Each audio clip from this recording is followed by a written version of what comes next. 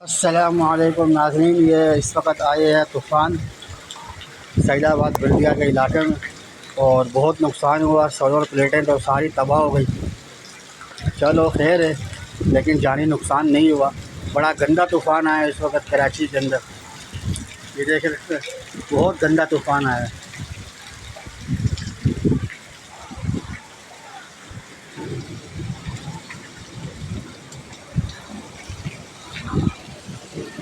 बस दुआ करें अल्लाह पाक से, अल्लाह खैर करे।